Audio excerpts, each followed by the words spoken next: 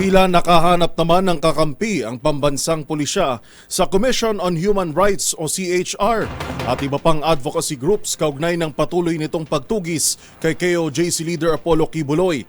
Nila nakapaloob sa mandato ng kapulisan ang magsilbi ng arrest warrants. Ito'y kahit pa maimpluwensya ang sisilbihan nito. Narito ang ulat ni Val Gonzalez.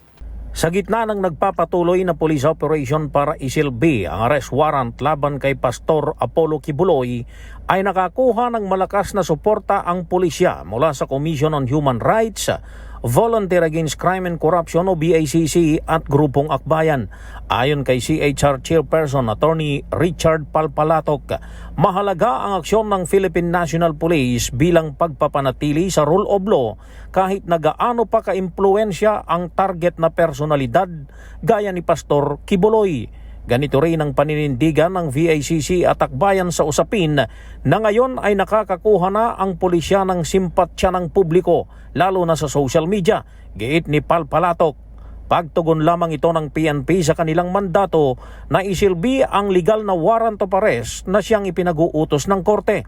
Sabi pa ng CHR na regular na kritiko ng PNP, ang bilang ng pulisya na nakadeploy sa KOJC compound ay sapat lamang sa hinihingi ng sitwasyon basta't ito'y nakasalig sa legalidad at hindi lalabag sa karapatan ninuman.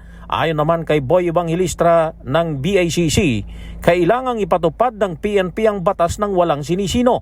Pero sa panig ni Rafaela David ng Grupong Akbayan, pagpapakita lamang daw ito ng tunay na pagnanais ni Pastor Kibuloy na umiwas sa hustisya ng ating bansa.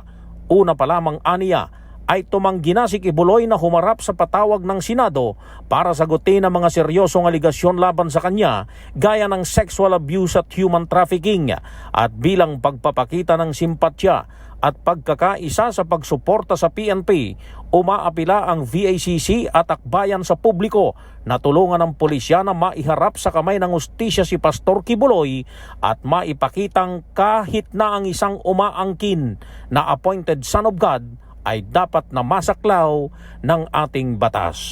Para sa MBC TV Network News, ako si Val Gonzalez, una sa Pilipinas, una sa Pilipino.